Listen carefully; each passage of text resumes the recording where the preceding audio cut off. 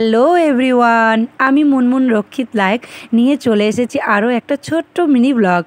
আজ ব্লগটা দেখো কোথায় থেকে, আমার ভীষণ শান্তির জায়গা থেকে, দুমকা ঠাকুরবাড়ি। কারণ কাল 22শে আগস্ট আমাদের ঠাকুর মানে শ্রী শ্রী অনুকূল চন্দ্র দুমকায় এসেছিলেন। সেই উপলক্ষে একটা সৎসঙ্গ রাখা হয় প্রত্যেকটা বছর।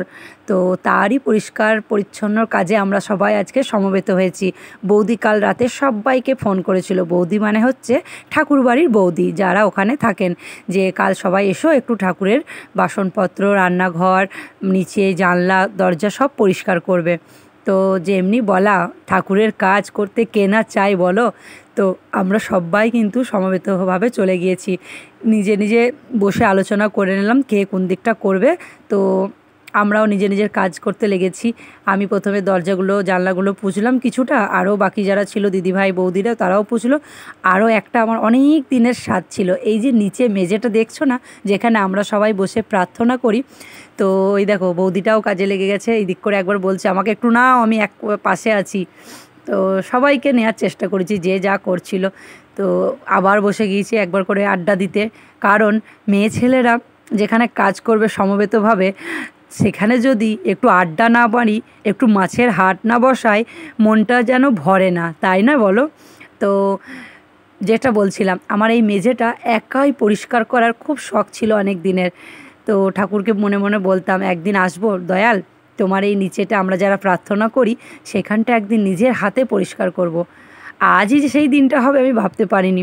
তো আমার পুরো মেঝেটা আজকে আমি একাই পোছা দিয়েছি, এত ভালো লাগছিল যে কি বলবো।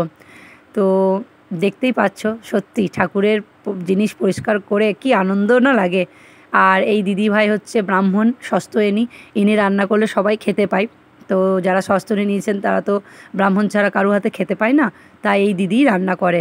কোনোবার আমিও করি তরকারিটা, ডালটা, চাটনিটা। তো আজ দিদি ছিল, তো দিদি করেছিল ভাত, ডাল, সয়াবিন পটল আলুর তরকারি। তো এত সুন্দর খেতে হয়েছিল যে কি বলবো। দাদার ছেলেটা এসেছিলো তরকারি নিতে, না সরি চাটনি নিতে। আমি তাকেও একটু ক্যামেরাতে নেওয়াতে তার কি লজ্জা, বলছে কাকিমা আপনি আমারও ফটো নিচ্ছেন। তো আমি বললাম হ্যাঁ একটু নিয়ে নিলাম। তারপরেই দেখো আমরা বসে গিয়েছি খেতে, দেখেছো কি তৃপ্তি। সত্যি এই খাবারের স্বাদই আলাদা, এত ভালো লাগে। ওই দেখো আমার বরমশাইকেও ডেকে নিয়েছি, কারণ আমি তো আজ বাড়িতে রান্না করিনি।